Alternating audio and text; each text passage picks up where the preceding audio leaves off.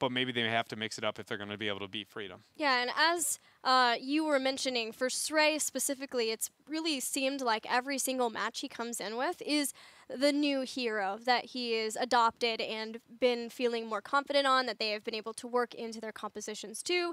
We started off, we had this Chen, then the Gul'dan 2, then last, the match that they played last, it was with Tassadar, and then they had the Task Tracer, which worked out well for them. So we have yet to really see if there have been any new heroes that they've incorporated in, since this was an old standard. But I do want to say that the fact that it was Zagara and they got so far behind, Superstars have to realize, right, that if they lose their forts that early on versus Zagara, it's going to be a huge uphill climb to try to come back, because it is that win more type of composition. Yeah, it's like she plays the role like the Sylvanas can. You know, when you have those winning comps, she can win it a lot harder. You could maybe argue a little bit like Abathur, except Abathur you can rely on 100% of the time at the 13 mark to kind of be this weird map manipulating monster where he blows the experience into your team's favor. So I definitely agree with you. They can look at a lot of their draft and kind of be like, we asked for that. At least with how we made the mistakes early on, it's very reasonable that it led to that circumstance, so not to letting it get to them mentally, and hopefully it doesn't. Well, let's see where we are going for game number 2 between Team Freedom and Superstars. Superstars, in choosing first pick, has left the battleground choice up to Team Freedom. Freedom picks Sky Temple. Does that mean anything to you with Freedom going to Sky? Genji. They've played Diva before on their team. I don't know. Genji. Genji. That's almost every battleground, right? You could ask that just about everything. I'd be like, Genji. That's what I thought about it. It was such a safe throw out. Just like, yeah, I mean, the hero we see in almost every game. It's like being like, what support do you expect here? You just be like, Uther? Like in every draft? Uther, I expect? Diva 2. We've seen them have the Diva-Genji pairing on Sky. Only one game of Sky from Team Freedom so far, but they did pick it versus Even in Death.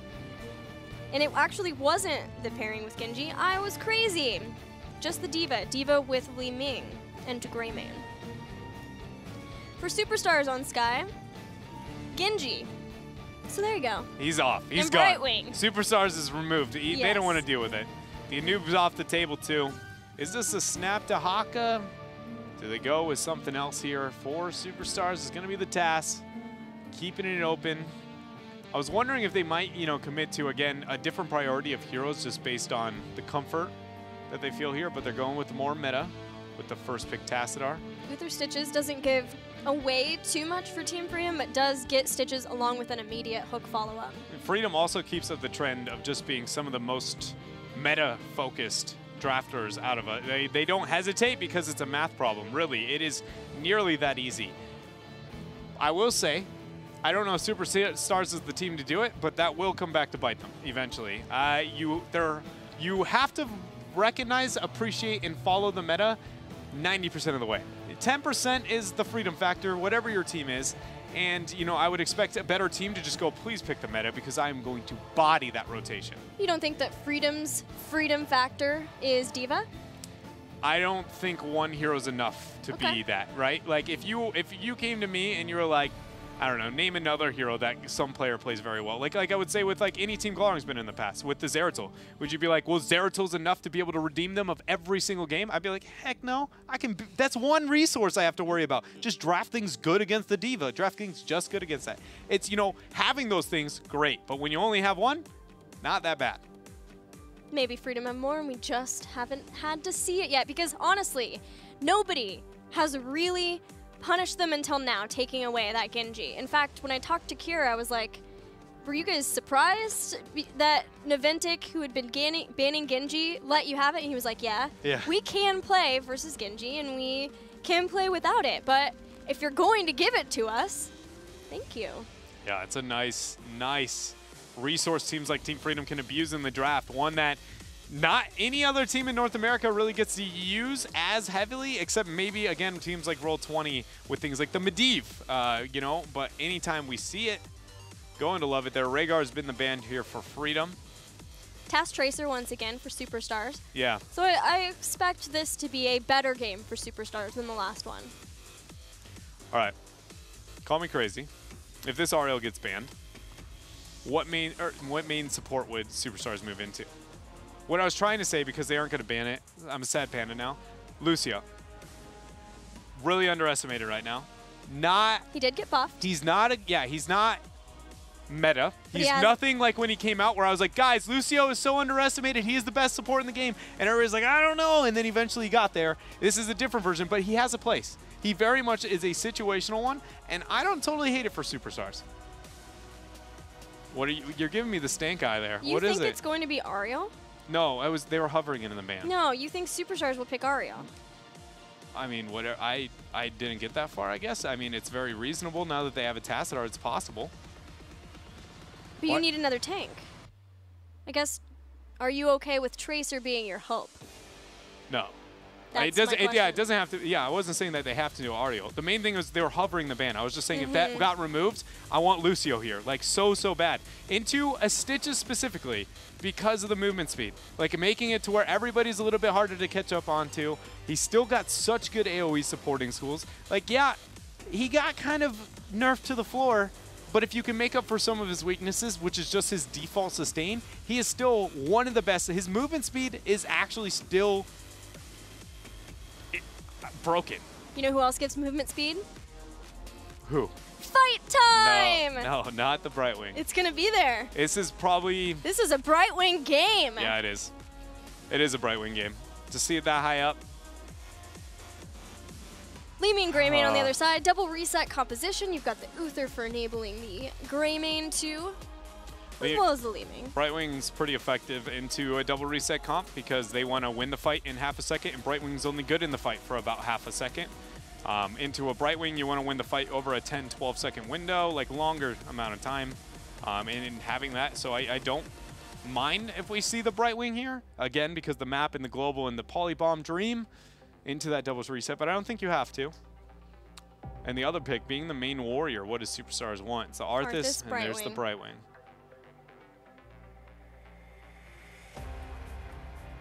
Double global. Double the global. Tracer Tass. There she is in all her glory. The Brightwing.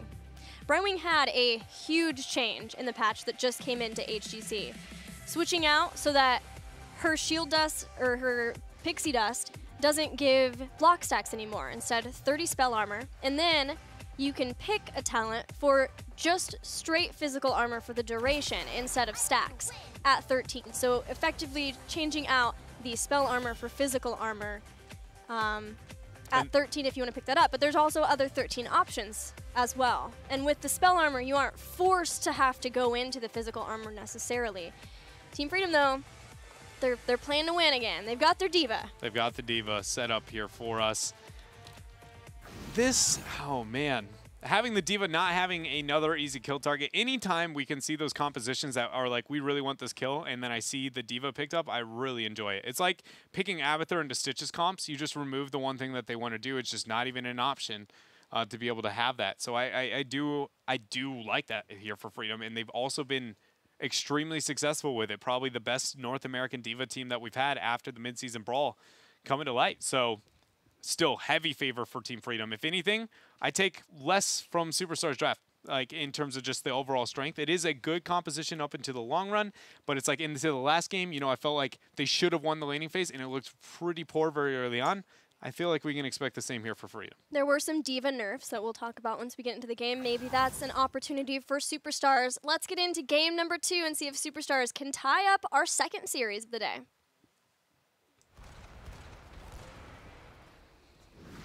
But Superstars is playing a lot of comfort, and it's a very popular strategy. One that, again, normally you could argue one of the best strats on this type of map. It's just I'm having a hard time believing that they have the teamwork here together to be able to get it figured out. But they do have Saray onto something like a Tassadar.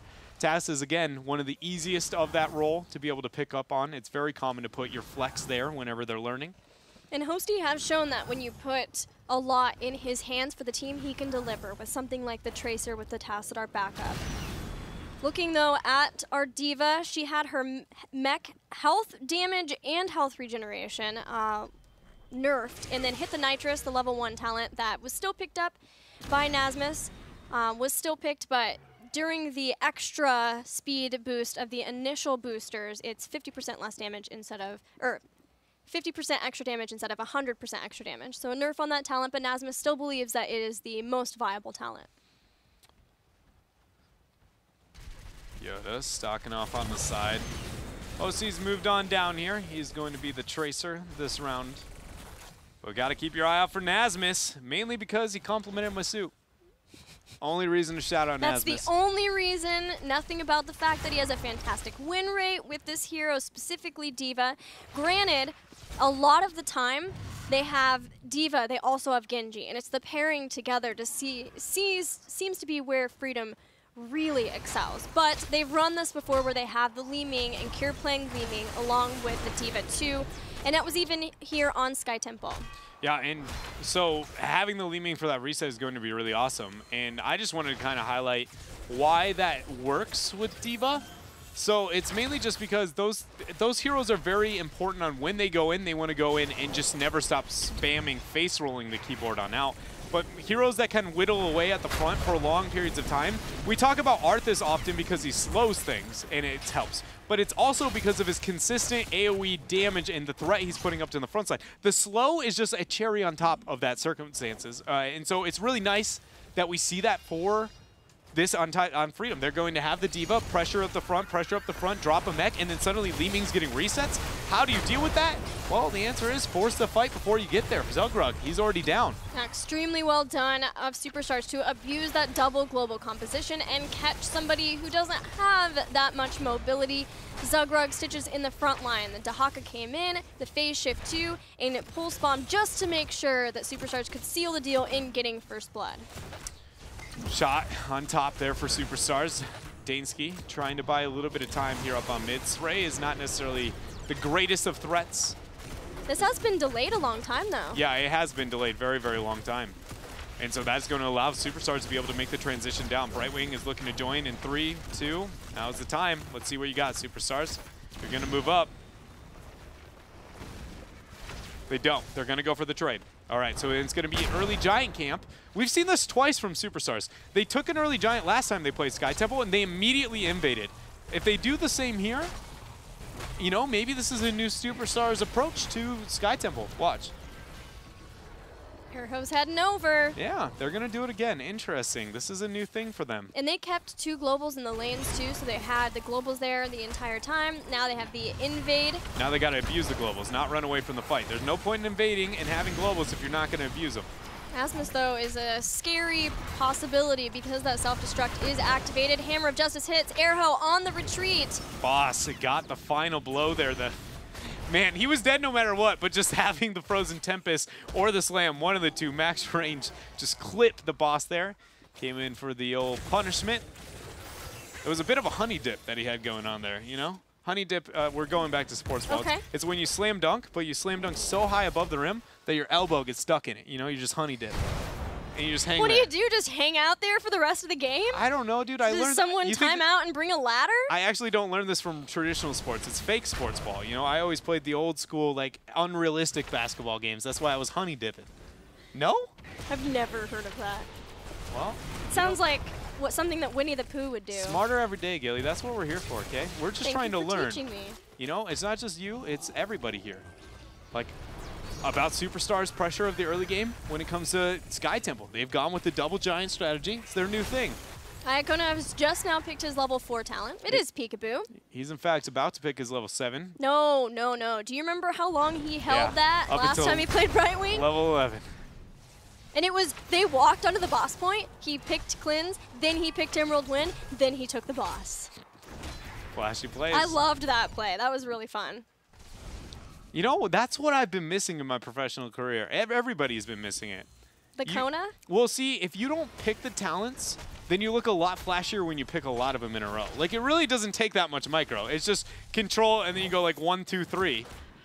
It's pretty easy, but you looked cool because you snap picked it. Everybody is not doing themselves justice here. Everybody's a winner when you get to see that. There is a double global on the top, along with bruisers, that D.Va is struggling with, but Brightwing's going to come down to the bottom. The temple has been activated. It's not going to come down. Thruster has interrupted it, actually, there on top. Nice. Going to steal the old Guardian. Nothing good with that unless you get the kill just for the experience that it gives. It's actually a significant amount of experience, something I haven't talked about in a long while, but actually for the race to 10s, this one's really important. It's about the distance between their experience right now if you kill that guy. So you can try and last hit it and just swipe it for Dansky there, and then suddenly you find yourself 50-50. Pulse bomb. Superstars really wanted to get that top fort to be able to get that experience jump that they would get from it, but even still, they had Dahaka soaking one lane and then Brightwing in another. They're still getting the spike in experience over Team Freedom that Freedom has to respect. So they back off giving the rest of the shots until they can get heroic abilities and go back in for an engage. Here are heroics. Let's see what everybody but Kona picks. Ooh, pulse rounds. And force wall. So now, oh wow, Urho getting cut out there, doesn't want to pop the army. He's going to save onto it, but Nasmus is flanking from the side. Iacona there, thruster, he just scoots away. Kona gets blink heal, as well as the full phase shift build, so no cleanse for Brightwing. I'm really glad we got force wall there for Stray. We talked about it in the last series, when we want it, when we don't. It's again a immobile front line, and you can sustain the DPS. Granted, Tracer's maybe not the DPS you want. Burrow charge, Yoda getting a lot of value out of the adaptation here, and you abusing the passive at level 1 to move away and survive. Let's talk pulse rounds. Not getting Quantum Spike, so not getting the boost of the 10% max health, even though there is the double warrior. Granted, D.Va, so maybe more so focus on Zugrock, but in this case now, increasing the range of Pulse Bomb as well as the charge rate from basic attacks against heroes. So a build designed for Tracer to just have her Pulse Bomb up as much as possible. Yeah, they're going to rely a lot onto her auto attacks. It's actually one thing a lot of people kind of fail to appreciate with that talent specifically is it has a lot of synergy with the 16. So then the reload of the 16, you're like, I have more damage, but you aren't considering you're shooting more, and you have 100% increase rate on heroes. Suddenly, what was a huge spike in the percentage that she actually gains off this. What is the exact amount? So 100% increase, then you increase the sleight of hand advantage on top of that, and you're looking at my recharge rate is 2.5, almost 3 times as fast. You got pulse bombs on top of pulse bombs on top of pulse bombs. She will have a ton of pulse bombs. I'm wondering who she uses this on, though, because Force Armor now can make sure to negate a lot of that, so not necessarily Li Ming. Also, a minion is not necessarily who you want to have on it, but as we talked about, Hosty will have that up pretty soon. And meanwhile, Superstar's doing a fantastic job of body blocking Stitches, even with the Divine Shield. He dodges the Howling Blast. Zugrug lives. The collusion keeps him alive. And now they're looking to force that Cure 8 of full Pulse Bomb, but thanks to the Force Armor, he's able to stay alive. Adaptation there for Yoda. There we go with the Mecha Explosion. Srey, dimensional shifts out. Hosty, though, found himself in a weird spot. Thanks to the Force Wall. Srey, though, he's a smooth sailing. He is out of there. Nasmus got Big Shot this time instead of Bunny Hop. We've seen a lot of different ones, but this enables Nasmus to be able to get his mech up a lot faster, because every time he hits a hero, it reduces the cooldown of that call mech by 8 seconds, I believe. Yes, 8 seconds. So in that effect, being able to throw out and be more liberal with your self-destructs, maybe even just using it to try to burn some abilities, something like a dimensional shift, then you can hook him back in, take him out. You've got the Big Shot for a nice chunk of damage as well as the cooldown reduction. Yeah, it is a really useful tool. You know, when you just look at like kind of like the philosophy of just D.Va's mecha in the first place, what is the reliability that your opponents stand within this area long enough to end up going down? I mean, that alone goes like, yeah, it'd be nice to have as many of those as possible, so then talenting into that to make that a dynamic of your comp, it's always going to be safe here. Stitches has not made any variables, though, when it comes to his build. Full slam all the time. I know, it makes me sad. I do feel like he's not given enough credit for his talent diversity.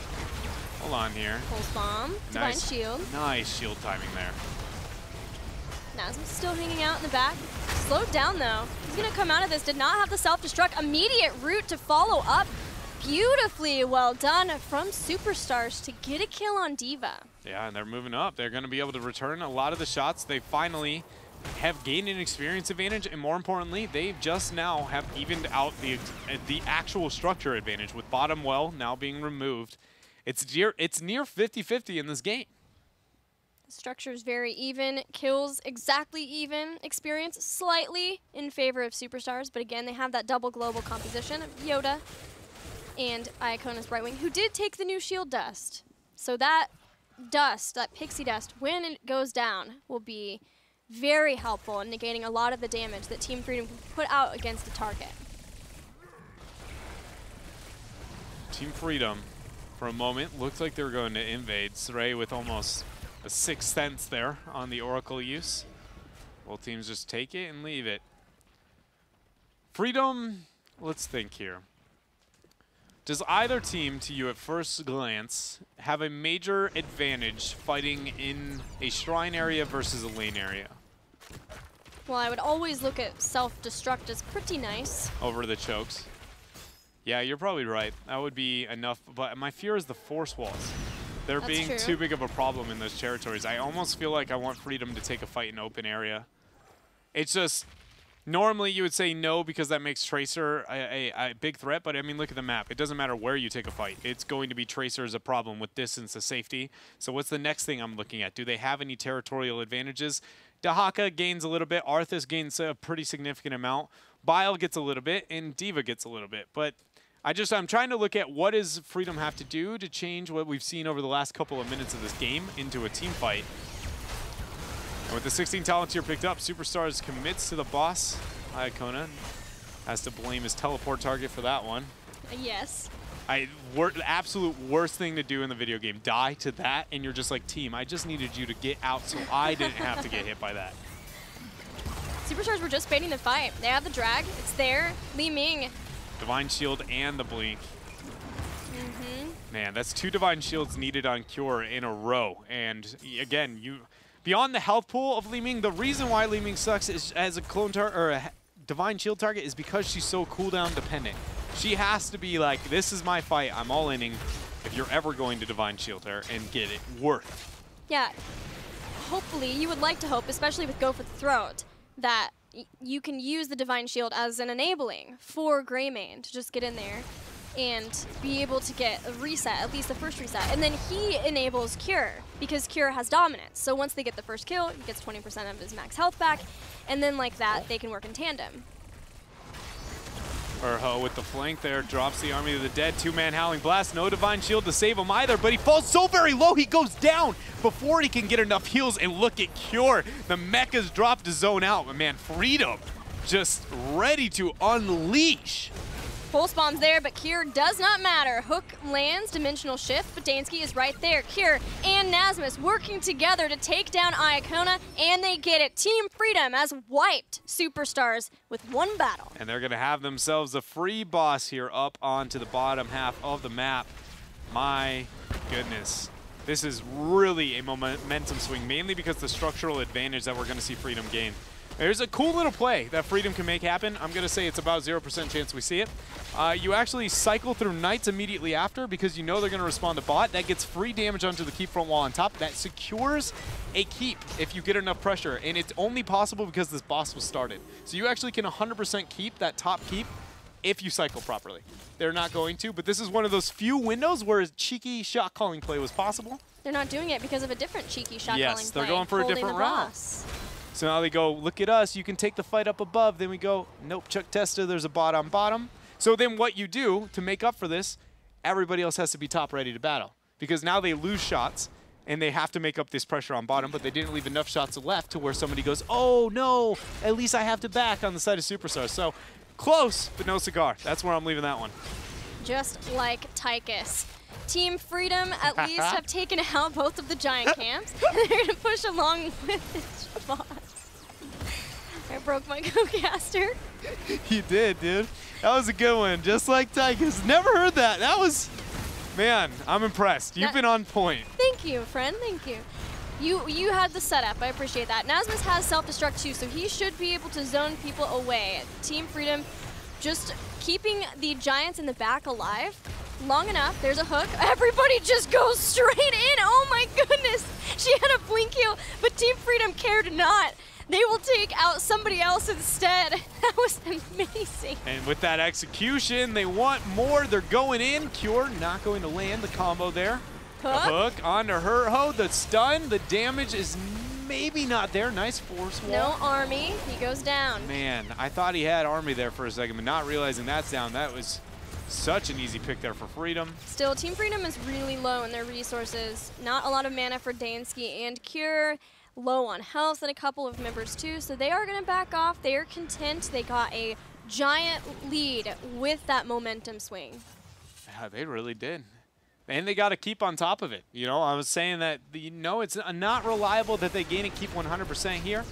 And I was arguing take the safe one, go through top, but they found themselves one on bottom, which debatably better than the one I even called for, because the boss lane eventually will respawn if we find ourselves making it that late. But I have a feeling that it's not going to go that far. With 20 picked up here, 25 seconds away from our next shrine. And a double temple activation. Superstars very likely are going to have to do something they don't want to do. There's the wave of force. They both threw out their skill shots just out of the range to figure out if anybody was actually on the camp afterwards. If Cure had waited half a second, they would have been like, guys, this is free, all in. Anybody, somebody go over the wall. Even still, small things, because Team Freedom has 20 and there are 2 temples activating. If Superstars could somehow get a few of those shots top, they might be able to take out a keep, get some of their own catapult pressure. They're trying to push that lane along, so they might be able to even get a kill on Zugrug. They have force wall hit. All right, so last time I was questioning Team Freedom's decision-making, they proved me wrong. I'm hoping they do this one too. Top is a keep 100%. Yes. Mid isn't 100% a keep. It's just not even a keep for them. But they volunteered for the fight they had an advantage to take the mid shots. They're trying to... Superstars are really just hoping that they can get 20 because of their double global, which they do. They got 20, and Team Freedom they had the vision too, so it wasn't... But yes, one person was on the temple, but maybe Superstars were scared of the bait. No, I'm talking about Freedom. They could have gotten top keep for free. The only shots they were relying on were the 20 ones. Hold on a minute here. So it's all about the 20 fight. This is what Superstars has been waiting for. Zugrug's there, Putrid Bile goes down. The force wall's in the back, so is Airho, but Zugrug is dealing with the rest, and there goes the mech. Nazmus gets caught by the drag. He just needs to get in, and he does. He gets back into the mech in time. That got scary, but Team Freedom got through it. Now they need to start getting these resets with their Greymane, with their Li Ming. But they get lost the to first. Haka. The Haka's already been caught off on the side there because Full the chase. stop. But Zugrug, he ends up going down. Cure found himself a one reset. Nazmus is just a diva. It's fine. Dansky, oh man, with Cure there. That damage output they have, putting Tracer right in her place, and now Superstars is on full retreat. Impressive Team Freedom. Oh, there is a Polymorph. Still a dodge. The rest of Superstars gets back. 3 members remain. Shots still available.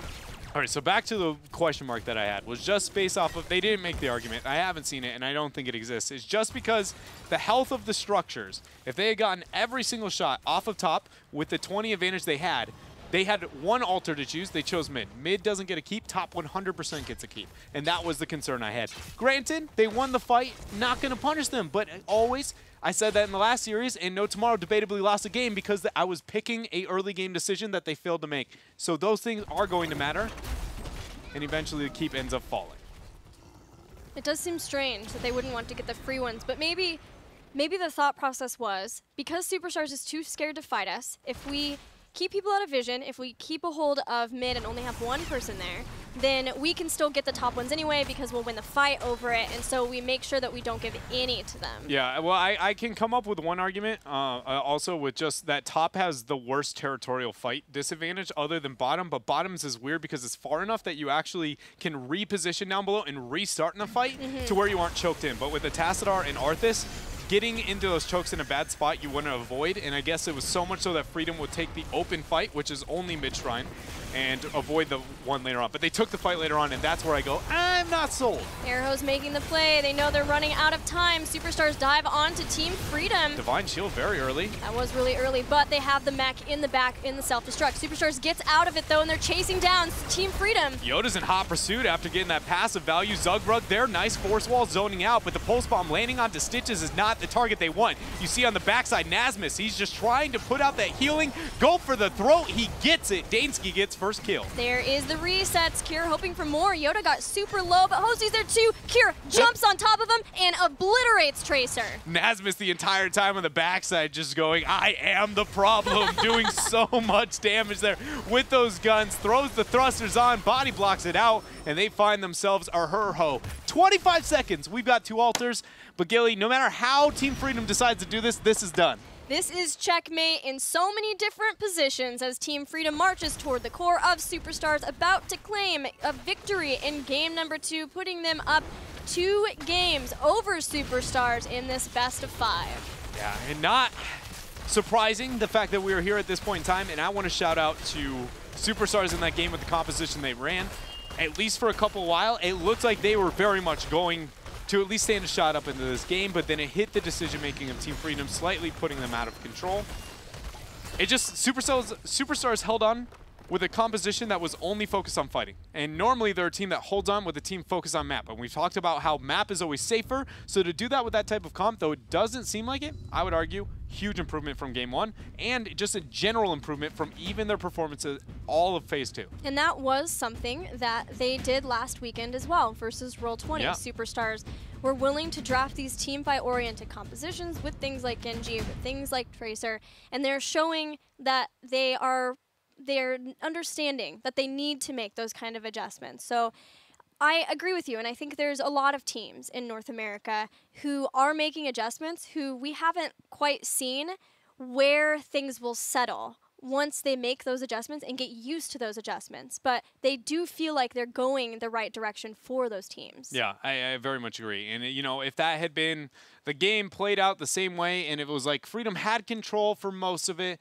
but it could have gone a little bit of either way at certain moments of it. I feel like the only time I could have said that about Superstars is when they have, a very wave clear focused draft. They get an early lead on a map like Tomb, and I go, this is the moment they can get away with it. On maps like Sky Temple, any heavy focus like that, I usually go Superstars. I don't expect you to have any chance here because you win through holding on into the map until your opponent makes a mistake, not winning into the skirmishes. And for a reasonable portion of that game, Hosey was up in their face, dropping pulse bombs, and it was working. Yeah, and they were forcing a lot of Divine Shields that weren't optimal for the composition of Team Freedom. So I have faith in Superstars 2. We'll see if they can start to turn this series around or if Team Freedom will close it out. We're heading to a break. When we come back, more HGC coming at you.